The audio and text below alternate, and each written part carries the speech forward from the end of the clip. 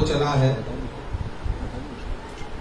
किंतु फिर भी अब जैसा कि बतला रहे थे कि ये जो गुरुग्राम स्थान है, आप में से बहुत सारे लोगों को संभवतः ये बात ज्ञात ना हो, जो ब्रजमंडल की सीमा है ना, ब्रजमंडल की सीमा, उसका थोड़ा सा अंश ये गुरुग्राम में भी आता है। ज्ञात है? ज्ञात है कि नहीं है? ब्रजमंडल परिक्रमा हमारे गुरु जी ने एक ग्रंथ निकाला है, यदि प्रभु जी के पास में होगा तो उसमें देखेंगे, वहां पर ये वर्णन दिया है, ये मैप में भी दिखलाया गया है। ब्रजमंडल का थोड़ा सा अंश इस गुरुग्राम में भी है। तो संभवतः हम लोग ब्रजमंडल में ही बैठे हों, शरीर से तो बैठे ही हैं, भाव से भी बैठे हों। विशेष करके हमको जब ये कीर्तन हो रहा, कथा हो रही ना, एक बात स्मरण हो गई। अभी मैं बहुत संक्षेप में बतला दूं बस, किंतु मन में बात ये आई, हमारे गुरु भाई थे पूज्यपाद भारती महाराज जी, बड़े सरल वैष्णव थे, और गुरु महाराज जी की जो परिचित लोग हैं वो जानते होंगे, वो गुरु जी की भजन कुटी में रहते थे नवदीप में, और बड़े निष्किंचन से ही थे, कुछ अर्थ इत्यादि के प्रति कभी उनको कुछ लोभ हमने देखा नहीं, बड़े सरल थे, अस्वस्थ रहते थे। तो हम उनके निकट में जाकर रहते थे गुरु जी के समय से ही। तो वो एक बात बार बार कहा करते थे, ये हमने प्रत्यक्ष अपने जीवन में अनुभव किया, अनुभव की बात बतला रहे। वो बार बार कहा करते थे, हम तो बहुत अस्वस्थ रहते हैं, तो हम लोगों से यथासाध्य जो कुछ होता था उनकी चिकित्सा बन पड़ती थी, चेष्टा करते थे कुछ हो जाए। वैष्णव तो दया करके हमारे जैसे जीवों की कुछ सेवा ले लेते, वैष्णव को तो कोई कभी अभाव होता नहीं, ये मन में विचार रखना पड़ेगा। वैष्णव को कभी कोई अभाव होता नहीं। जो कृष्ण को द्वार द्वार में वितरण कर रहे हैं उनको कोई अभाव होगा? भगवान अपने भक्तों का पालन करने वाले, गुरु जी अपने शिष्यों का पालन करने वाले, हम कौन जीव छार हैं? हम तो अपने कल्याण के लिए ही कुछ वैष्णव के लिए जो कुछ कर दे उसमें हमारे ही कल्याण। तो जो भी हो, मन में बात ये आई, बड़े सरल थे और हमसे प्राय कहा करते थे, हम तो अस्वस्थ हैं, यदि कोई गंभीर रोग हमको पकड़ ले, उनके साथ बैठ जाते थे। हमसे तो बहुत ज्येष्ठ थे, वयोवृद्ध थे और बहुत सीनियर वैष्णव थे। प्रीति थी थोड़ी, हम बच्चे से ही तो थे, तो बाल्यपन में बैठ जाते थे, उनसे बातचीत करते थे। अभी भी बच्चे ही हैं, बातचीत है, पर अब थोड़े बड़े बच्चे हो रहे हैं। जब बाल पकने लग जाए तो बच्चे थोड़े थोड़े बड़े हो जाते हैं, तो फिर क्या बाल पकड़े ऐसे दिख नहीं रहे। तो वो ये कहा करते थे, यदि हमको कोई गंभीर रोग पकड़ लेगा तो हमारी चिकित्सा कौन कराएगा? कभी कभी बड़े भावुक होकर कहते थे। तो हम ऐसे ही उनसे प्रेम से कह देते थे, आपने तो गुरु जी का आश्रय लिया है, गुरु जी उनको कहकर गए इसी भजन कुटी में रहना, वो वही रहना उनको बड़ा प्रिय था। बार बार कहते थे, गुरु जी हमको कह गए यही रहना है। और हमने देखा जब वो अस्वस्थ हुए और उनकी चिकित्सा करानी पड़ी कलकत्ता में, ना जाने कहाँ से इतना रुपया चला आया, ना जाने कहाँ से इतनी व्यवस्था हो गई, सबसे अच्छे अस्पताल में उनके लिए व्यवस्था हुई, सबसे बढ़िया से बढ़िया डॉक्टर से उनकी चिकित्सा हुई। उस दिन हमारे मन में विश्वास जन्मा, थोड़ा सा तो जन्मा, किंतु ये विश्वास जन्मा कि यदि किसी का गुरु वैष्णव पर विश्वास हो, वास्तव में गुरु वैष्णव पालन करने वाले। ये बात क्यों कही? ये बात इसलिए कही कि जब हम यहाँ आए, हमारे ये अनिरुद्ध प्रभु जी तो बैठे नहीं है, किंतु ये बड़े सरल हृदय के हैं, और हमने देखा इनके निमंत्रण पर, जैसे रामचंद्र प्रभु जी बतला रहे थे, सब स्थानों से लोग आ गए, सब स्थानों से इनके निमंत्रण पर सहज रूप में सब लोग आ गए, जो प्राय कहीं इतनी दूर दूर नहीं जाते हैं, सब वैष्णव लोग भी आ गए, और कितना अद्भुत असीम आनंद हो रहा है ये हमने देखा। यदि चित्त में सरलता हो, निष्कपटता हो, भगवान सब व्यवस्था करने वाले हैं, गुरु वैष्णव सब व्यवस्था करने वाले हैं। तो जो भी हो, प्रभु जी ने कुछ प्रसंग उठा दिया है, उसको बहुत संक्षेप में मैं बतला दूं, फिर प्रभु जी से भी हम लोग कुछ सुन लेंगे। महाराज परीक्षित जब सुखदेव गोस्वामी जी से कृष्ण कथा सुन रहे थे, तो उन्होंने कृष्ण कथा सुनते सुनते एक प्रश्न किया। बात को समझना ध्यान से। महाराज परीक्षित जी ने एक प्रश्न किया। सुखदेव गोस्वामी जी भावाविष्ट होकर के कथा सुना रहे हैं, परीक्षित महाराज जी कथा सुन रहे हैं। अब देखो, हम भी कृष्ण कथा सुन रहे हैं, हम जो कह रहे हैं ना भाई, ये हमारे शब्द नहीं है, आप समझ लेना बात को। हम जो कह रहे हैं ये हमारे शब्द नहीं, ये हमारे गुरु महाराज जी हैं, इधर छोटा सा चित्रपट है, बाहर में जाएंगे बड़ा चित्रपट, इधर ये बहुत बड़ा चित्रपट। हमारे गुरु महाराज जी, ये सब इन्हीं के शब्द हैं, हमने तो इनके मुख से सुना है और उन्हीं की बातों को चरवित चरवण कर रहे हैं। तो हम भी कृष्ण कथा सुन रहे हैं। परीक्षित महाराज जी ने एक बड़ी अच्छी बात कही सुखदेव गोस्वामी जी से। परीक्षित महाराज जी ने प्रश्न किया, हे ब्राह्मण, आप मुझको जो ये कृष्ण कथा रूपी अमृत पान करा रहे हैं ना, इस अमृत को पान करते करते मेरी आत्मा तृप्त नहीं हो रही है, आप मुझको और पान कराइए और पान कराइए। तो परीक्षित महाराज जी ने एक श्लोक कहा, बड़ा हृदय स्पर्श, और उसकी टीका यदि आप देखें, उसमें चक्रवर्ती पाद जी ने, जीव गोस्वामी जी ने, सनातन गोस्वामी जी ने, श्रीधर स्वामी पाद जी ने क्या अद्भुत विचार बतलाए भाई। परीक्षित महाराज जी पूछ रहे हैं, निवृत्त तरशय उपगीय माना, ये कृष्ण कथा सुनने की महिमा क्या है? तो परीक्षित महाराज जी सुखदेव गोस्वामी जी से कह रहे हैं, निवृत्त तरशय उपगीय माना भव औषध श्रोत्र मनोभिराम। कितनी सुंदर बात है। और इसमें प्रश्न उत्तर सुनना, कहते हैं भव औषध श्रोत्र मनोभिराम, कम उत्तम श्लोक गुणानुवाद। कितनी सुंदर बात है। परीक्षित महाराज जी कह रहे, हे ब्राह्मण, आप मुझको ये कृष्ण कथा सुनाइए। इस कृष्ण कथा का वैशिष्ट्य क्या है? कहते निवृत्त तरशय उपगीय माना। निवृत्त तरशय माने जिनके हृदय से समस्त सांसारिक कामनाएं दूर हो गई हैं। ऐसे जो संत हैं जिनके हृदय से समस्त सांसारिक कामनाएं दूर हो गई हैं, ये कृष्ण का गुणानुवाद जो है ना, कृष्ण की लीलाएं, कृष्ण का गुणानुवाद, इसकी इतनी महिमा है कि जो संसार से निवृत्त हो गए हैं वो भी कृष्ण के गुणों से आकर्षित होकर उपगीय माना और उत्तम श्लोक गुणानुवाद, वो भी क्या करते हैं, गुरु के निकट में जाकर के गुरु से पहले कृष्ण के गुणों को सुनते हैं और उसके पश्चात में उपगीय माना दूसरों को सुनाते हैं। समझ में आई बात? जैसे सुखदेव गोस्वामी जी, वो तो अपनी आत्मा में रमण करने वाले ऋषि हैं, वो तो वन में चले गए थे। सुखदेव गोस्वामी जी तो वन में चले गए और पीछे से वेद व्यास जी जाकर क्या कह रहे हैं, हे पुत्र हे पुत्र हे पुत्र, यम प्रवजंतम अनुपेतम अपेत कृत्यम द्वैपायनो विरह कातराजुभावो पुत्रेति तन्मय तया तरवो विनेदुस्तम सर्वभूत हृदय मुनि मानतोस्मि। सुखदेव गोस्वामी जी कोई उत्तर नहीं दे रहे, वेद व्यास जी पीछे से कह रहे, अरे पुत्र, अरे बेटा, अरे बेटा। तो सुखदेव गोस्वामी जी की ओर से वृक्ष उत्तर दे रहे हैं, कौन किसका पुत्र है, कौन किसका पिता है। ऐसे जो आत्मा में रमण करने वाले सुखदेव गोस्वामी जी, वो तो जंगल में चले गए थे, वो तो जंगल में चले गए, किंतु ये कृष्ण का गुणानुवाद कैसा है, वेद व्यास जी ने, गुरु महाराज जी कहते थे, एक ट्रिक कर दी। ट्रिक समझते हैं? तो एक ट्रिक कर दी, एक बहेलिये को कृष्ण के गुणों का एक श्लोक सुना करके वन में भेज दिया, जाओ वहां पर मेरा पुत्र बैठा है, कुछ नहीं कहना उसको, बस ये श्लोक पढ़ देना उसके सामने। जाकर श्लोक पढ़ दिया, जाकर श्लोक पढ़ दिया और कृष्ण के सुंदर गुणों का वर्णन, कृष्ण के सुंदर रूप का वर्णन जब किया, सुखदेव गोस्वामी जी वन से बाहर आ गए और अपने पिता के निकट में कहते हैं, जिनकी गुणावली, जिनकी रूपावली हमको सुनाई है उसको विस्तार से सुना दीजिए। समझ में आई तो बात? कृष्ण के गुण कैसे हैं? जो आत्मा में रमण करने वाले ऋषि हैं ना, उनको भी खींच लाते हैं और फिर वो ऋषि क्या करते हैं, वो गुरु के निकट में जाकर के पहले कृष्ण के विषय में सुनेंगे, सुन करके क्या करेंगे, उत्तम श्लोक गुणानुवाद माने, उत्तम श्लोक माने भगवान भी, और भगवान के भक्तों का आश्रय लेकर पहले उनसे सुनेंगे और फिर क्या करेंगे, उपगीय माना। उपगीय माना तो माने दूसरों को जाकर के सुनाएंगे।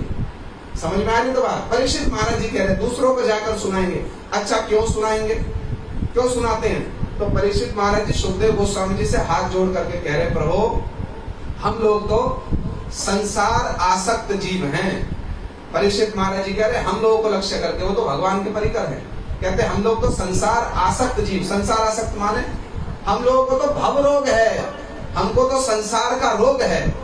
बड़ी कृपा से आप जैसा सुचिकित्सक हमारे पास में आ गया, बड़ी भगवान की कृपा से सुखदेव गोस्वामी जी जैसा सुचिकित्सक हमारे पास में आ गया। अब आप क्या करो, ये भगवान का गुणानुवाद सुनाओ। ये भगवान का गुणानुवाद कैसा है? भव औषध, ये भव रोग की औषधि स्वरूप है। तो वहां पर चक्रवर्ती पाल जी ने टीका में बड़ी अच्छी बात कही। सुखदेव गोस्वामी जी पूछ रहे हैं परीक्षित महाराज से कि भाई औषधि तो कड़वी होती है, सुनना बात को ध्यान से, सुखदेव गोस्वामी जी पूछ रहे परीक्षित महाराज से, भाई औषधि तो कड़वी होती है ना औषधि, रोगी को कोई ऐसी कड़वी औषध पिलाओ, होती तो रोग दूर करने के लिए है, किंतु लगती बड़ी कड़वी है, जीवा पर रख नहीं सकते उसको। तो सुखदेव गोस्वामी जी कह रहे हैं, भाई औषधि तो कड़वी होती है, तुम फिर इस औषधि का पान करने के लिए उत्सुक क्यों हो? परीक्षित महाराज जी हाथ जोड़कर बड़ा सुंदर उत्तर दे रहे हैं। कहते ब्रह्मन, हे प्रभु, हे भगवान, मनोभिराम, श्रोत्र मनोभिराम, ये जो कृष्ण का गुणानुवाद रूपी औषधि है ना, ये कड़वी नहीं है, ये कड़वी नहीं है। ये कैसी है? श्रोत्र मनोभिराम, ये कानों को और मन को आनंद देने वाली औषधि है। देखो इस औषधि का कितना महात्म्य है, उपकार भी करेगी, भव रोग को भी दूर कर देगी, किंतु स्वाद में भी कैसी है? कड़वी नहीं है। श्रोत्र मनोभिराम, अरे ये कानों को और मन को आनंद देने वाली है ये औषधि। कौन सी औषधि? कृष्ण के गुणानुवाद रूपी औषधि, कृष्ण के गुणानुवाद रूपी औषधि। इसलिए सूर्य परिगीतानि सूर्य भी, जो भगवान के भक्त लोग है ना, जगह जगह स्थान स्थान पर जाकर क्या करते हैं? भगवान के ऐसे ही, कृष्ण के ऐसे गुणों का वर्णन करते हैं। तो प्रभु जी ने जो प्रश्न उठाया है, प्रश्न का उत्तर तो बड़ा विस्तीर्ण हो सकता है, किंतु बहुत संक्षेप में, समय की जो सीमा है, बहुत संक्षेप में यदि कहा जाए, देखिए हमारे गुरु महाराज जी जीव गोस्वामी जी की टीका से एक बड़ी अच्छी बात बतला रहे थे पीछे की कथाओं में। गुरु महाराज जी कहते हैं, यदि किसी वस्तु का विचार करना है, कोई वस्तु सबसे श्रेष्ठ है, कैसे पता चलेगा कि कोई वस्तु सबसे श्रेष्ठ है? तो उससे निम्न भी कुछ होना चाहिए। समझ में आ रही तो बात? उससे निम्न भी कुछ होना चाहिए।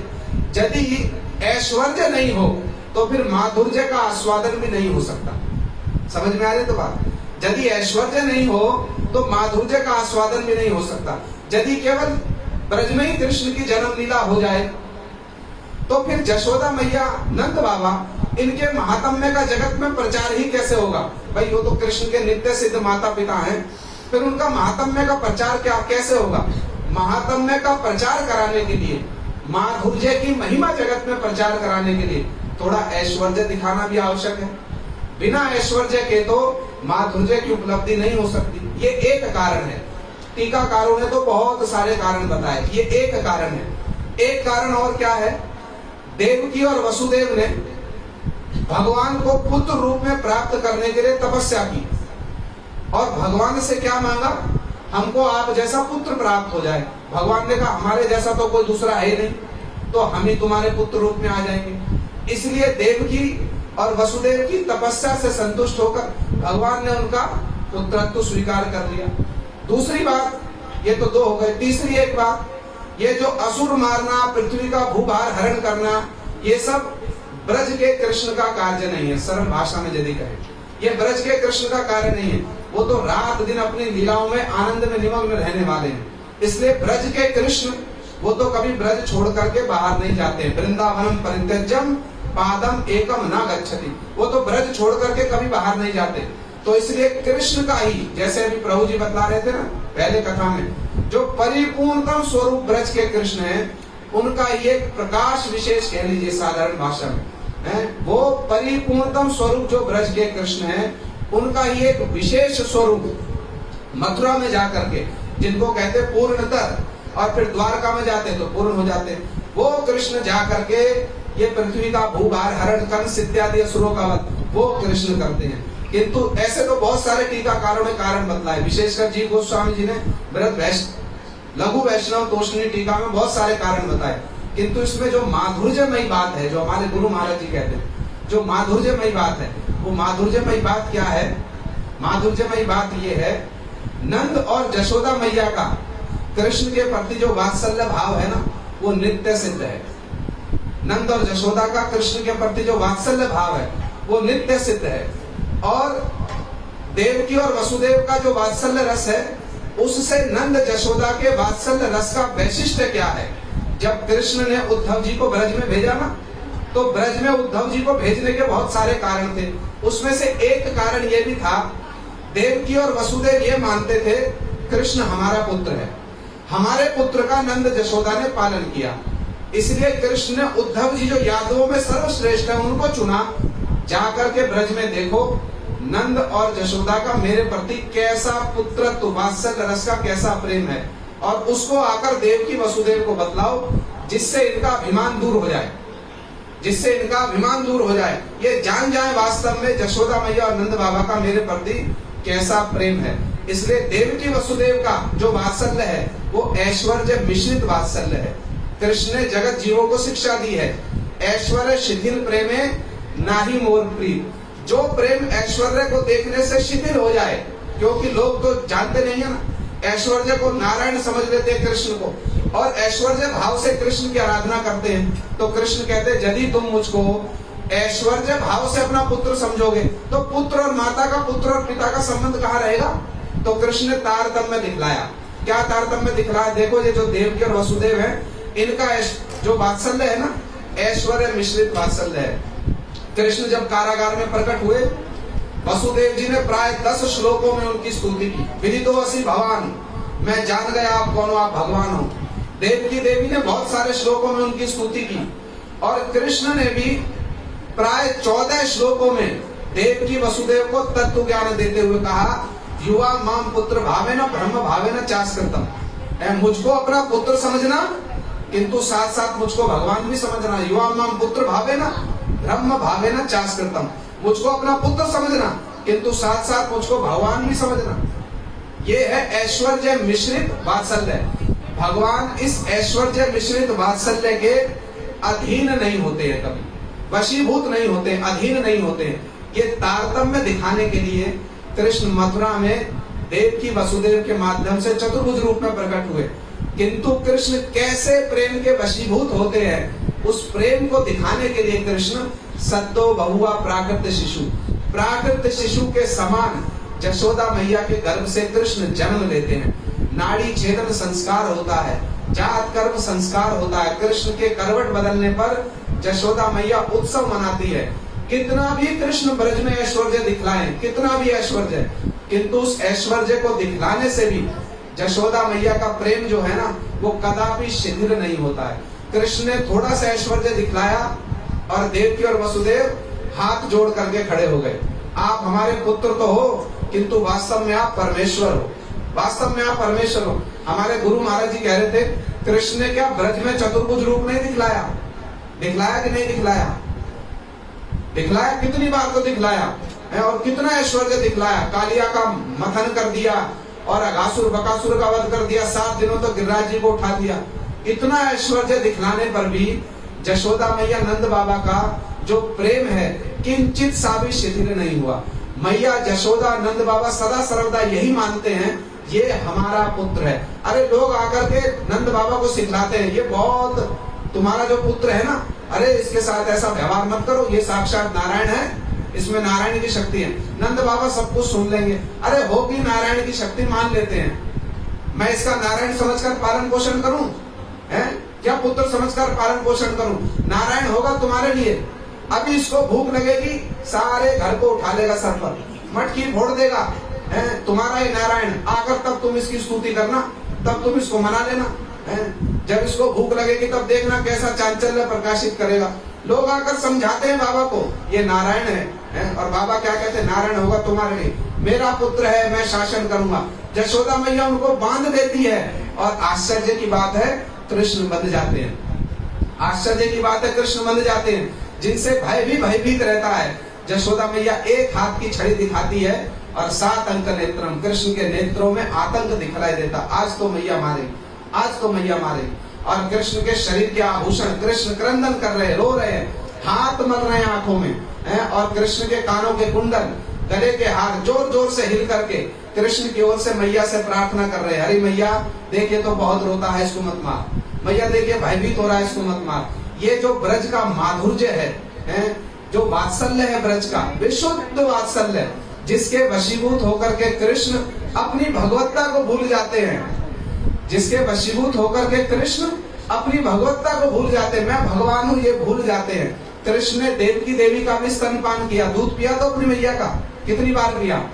केवल एक बार, केवल एक बार, और वो भी देवकी देवी के प्रार्थना करने पर। अरे हमको थोड़ा सा तो वात्सल्य रस का अनुभव करा दो, थोड़ा सा, एक बार स्तनपान किया। और जशोदा मैया यदि दूध ना पिलाएं कृष्ण को, क्या करेंगे, एक बार दूध पिला रही थी गोद में बिठाकर, छोटे से थे, और सोते सोते उठ करके आ गए और मैया का जूड़ा पकड़ लिया और जिस मथनी को मथरी एक हाथ से उसको पकड़ लिया। अरे हम भूखे हैं, तुम मथ रही हो, हमको दूध पिलाओ। गोद में लेट गए। मैया वात्सल्य रस से वशीभूत हो गई। वो मन में इतना उद्रेक हुआ, झट उठाया अपने लाला को, गोद में बिठा लिया और उसको दूध पान कराने लगी। और उसी समय चूल्हे से दूध गिरने लगा। मैया ने एक हाथ से उठाया, बैठ इधर।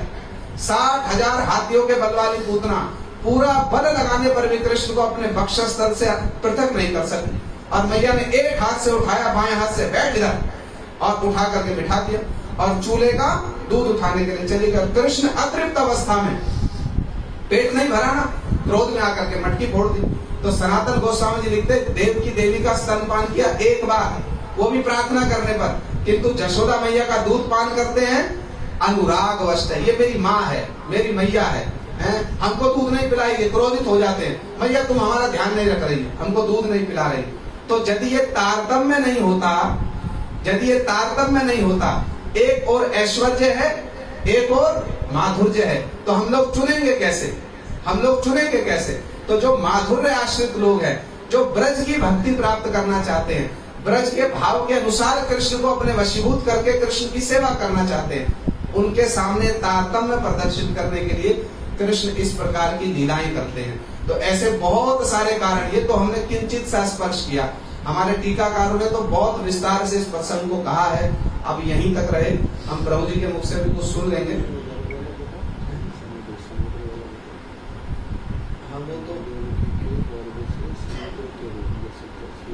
प्रसंग बढ़ जाएगा।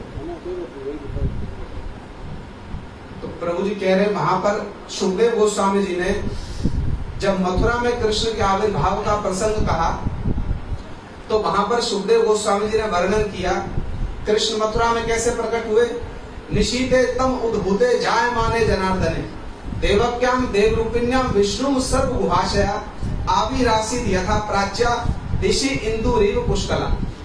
इंदु माने चंद्र, जैसे चंद्र पूर्व दिशा से उदित होता है ना, ऐसे कृष्ण देव की देवी के कहां से प्रकट हुए, कहां से प्रकट हुए? देव की देवी के गर्भ से सामान्य शिशु की भांति प्रकट नहीं हुए। कैसे प्रकट हुए? जैसे चंद्र पूर्व दिशा, जैसे चंद्र को धारण करती है ना, जैसे चंद्र पूर्व दिशा से उदित होता है, ऐसे ही देव की देवी के गर्भ से कृष्ण आविर्भूत हुए। आविरासित यथा प्राच्या, आविर्भूत हुए, जन्म नहीं लिया। और आविर्भूत कैसे हुए? शंख चक्र गदा पद्म चतुर्भुज रूप में, 16 वर्ष के सुकुमार। और देव की देवी के प्रार्थना करने पर, जब देव की देवी हाथ जोड़कर प्रार्थना कर रही थी ना, पूरा सृष्टि तत्व, महत तत्व सबका वर्णन कर दिया। आप ही परमेश्वर, आप ही परमात्मा। कहीं जन्म होता है पुत्र का, मैया उसकी स्तुति करती है, कहीं सुना है? पुत्र का जन्म हुआ, मैया स्तुति करी, कहीं सुना है? तो कृष्ण का मथुरा में प्राकट्य हुआ चतुर्भुज रूप में। देव की देवी ने प्रार्थना की, आपके इस रूप को देखकर मुझको भय लग रहा है, संवरण कर लीजिए इस रूप को। तो कृष्ण ने 14 श्लोकों में उपदेश दिया और उसके पश्चात एक छोटे बालक बन गए। कृष्ण छोटे बालक बन गए। किंतु जब ब्रज में सुखदेव गोस्वामी जी पहले मथुरा में आविर्भाव की बात कही, भागवत में फिर जब जन्म की बात कही, तब सुखदेव गोस्वामी जी कहते हैं, नंदस तुम आत्मज उत्पन्ने जात आह्लादो मना महामना। आत्मज उत्पन्न हुआ है। आत्मज माने, आत्मज का अर्थ क्या होता है? आत्मा वही जायते पुत्र, अपना ही आत्मज, अपना ही पुत्र उत्पन्न हुआ है। वहां पर सुखदेव गोस्वामी जी ने बड़े विस्तार से वर्णन किया। पहले तो मथुरा में कृष्ण के प्राकट्य की बात कह दी, फिर ब्रज में कृष्ण के जन्म की जब बात आई ना, तो ऐश्वर्य को पीछे छोड़ करके माधुर्य में आविष्ट हो गए और कहते, नंदस तुम आत्मज उत्पन्न जात आह्लादो महामना। अरे जन्म लिया, जात किसने जन्म लिया? आत्मज ने। ऐसा नहीं कि वसुदेव के पुत्र को ला करके पालन पोषण कर रहे हैं, ऐसा नहीं है। जगत के लोग समझते हैं ऐसा। अरे अपने ही पुत्र ने जन्म लिया, अपने पुत्र ने, अपने पुत्र का जन्मोत्सव मना रहे हैं। और जब 3-4 दिन बाद नंद बाबा जब कर देने गए ना, कंस को टैक्स देने गए, वहां वसुदेव जी से भेंट हुई। बड़ी अच्छी बात बतलाते हैं टीका में चक्रवर्ती पाल जी। तो वसुदेव जी इनडायरेक्ट वे में कह रहे हैं नंद बाबा से, पूछना चाह रहे हैं, क्योंकि जिस समय वसुदेव जी लेकर गए ना कृष्ण को, कौन से कृष्ण को? मथुरेश कृष्ण को। उस समय वहां तो ब्रज में सब सो रहे थे। अब वसुदेव जी क्या समझ रहे हैं? इनको कन्या हुई है, तो वसुदेव जी इनडायरेक्ट में कन्या नहीं कह रहे, पुत्र नहीं कह रहे, संतान शब्द कह रहे हैं। आपकी संतान कुशल से तो है, पूछना चाह रहे हैं, इनको पता है कि नहीं पता मैं गया था ब्रज में कि नहीं गया था, मैं इनकी कन्या को लेकर आ गया, अपने पुत्र को दिया, तो इनडायरेक्ट में पूछ रहे हैं, कहीं इनके मन को कुछ भ्रम ना हो जाए है। तो और नंद बाबा तो सुन रहे हैं ना, नंद बाबा भी उत्तर दे रहे, हाँ हमारा पुत्र ठीक है, सब कुशल से हो गया, दोनों में बड़ा प्रेम है, भाई तो है ना, दोनों में बड़ी मित्रता, सब कुछ बतला रहे। तो वसुदेव जी जब नंद जी के सामने गुणों का वर्णन कर रहे हैं ना, और एक दो प्रसंग ऐसे आए जहां पर मिलकर के जब कृष्ण को मथुरा छोड़ने गए, कृष्ण को जब मथुरा छोड़ने गए, वहां भी वसुदेव जी जब कृष्ण के गुणों का वर्णन कर रहे हैं ना, अब मेरा पुत्र कह करके, तो भी चक्रवर्ती पाल जी ने टीका में बड़ी अच्छी बात की। नंद बाबा के मन में पता क्या भाव आ रहा है, नंद बाबा के मन में कोई संदेह नहीं हो रहा, कोई प्रश्न नहीं आ रहा कि ये मेरे पुत्र को अपना पुत्र क्यों कह रहे हैं। हमसे यदि कोई कहे ये किसी वस्तु को कह रहे हमारी वस्तु है, तो हमारे मन में संदेह है, तो हमारी है, इतने दिन से तो हमारे पास में, तो इसको अपनी क्यों कह रहा है। किंतु वसुदेव जी जब कह रहे ना, कृष्ण के गुणों का वर्णन कर रहे हैं, नंद बाबा के मन का भाव देखो क्या, इतना विशुद्ध वात्सल्य है जिसके वशीभूत होकर कृष्ण पुत्र के रूप में जन्म लेते हैं, प्रॉपर जन्म लेते हैं, ऐसा बस समझ रहे हैं, इसमें कोई संदेह, प्रॉपर जन्म लेते हैं। तो नंद बाबा के मन का भाव क्या है, मेरा पुत्र इतना गुणी है, इतना गुणी है, मेरे पुत्र को सब अपना ही पुत्र मानते हैं। ये भाव नहीं आ रहा, ये भाव नहीं आ रहा कि ये वसुदेव जी का पुत्र है। नंद बाबा मन में सोच रहे कितना गुणी है मेरा पुत्र, मेरे पुत्र के कितने गुण है, इसको सब अपना ही पुत्र समझ रहे हैं, ये नंद बाबा के मन में भाव आ रहा है। तो ऐसे ऐसे हमारे टीकाकारों ने बहुत सुंदर सुंदर विचार बताए। अभी थोड़ा सा प्रभु जी से भी सुन रहे हैं जी। तो